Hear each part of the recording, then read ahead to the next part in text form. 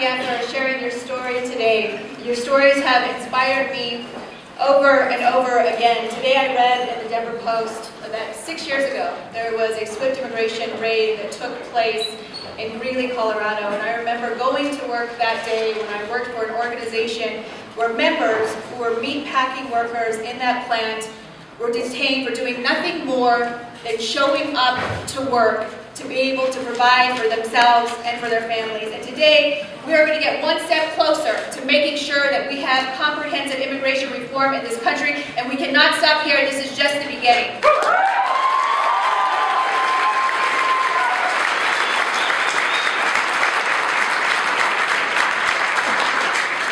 It is the stories that we have heard over and over again that have united Republicans and Democrats alike, business and labor, educators, colleges, and universities in this effort to bring opportunity to every student in the state, regardless of whether you are documented or not, and have the opportunity to pursue your American dream.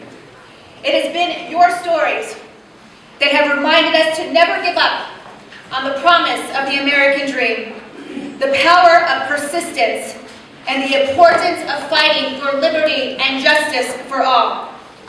You know all too well that it is not how many times you get knocked down that count. It's how many times you get back up.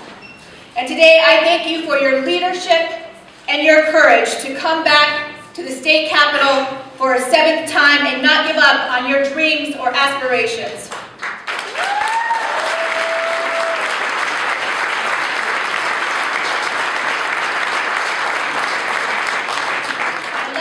Forget that it is your stories that emboldened President Barack Obama to take a significant political risk and sign a deferred action order so that for the first time, undocumented students will not only be able to stay in this country and go to college, but they will be able to receive a visa to work in this country.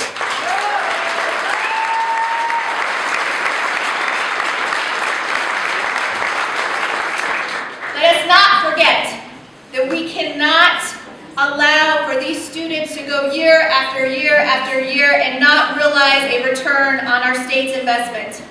And there are no limits to this investment.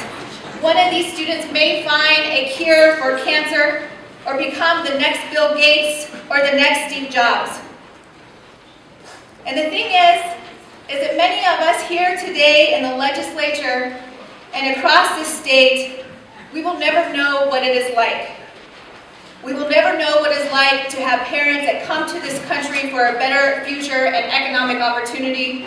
We will never know what it would be like to have parents that may have came to this country because of fear of violence. And we do not know what it's like to live day in and day out for fear of deportation because a parent brought us here to this country through no fault of our own.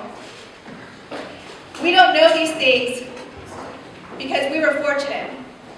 We got lucky. Many of us in this room were fortunate because we had the privilege to be born in the United States of America. But we know that in our hearts and in our minds that fortune alone should not determine the future of our youth.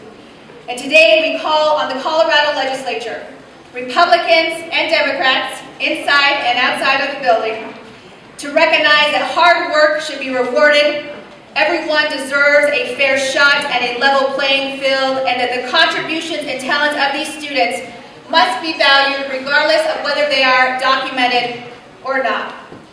It is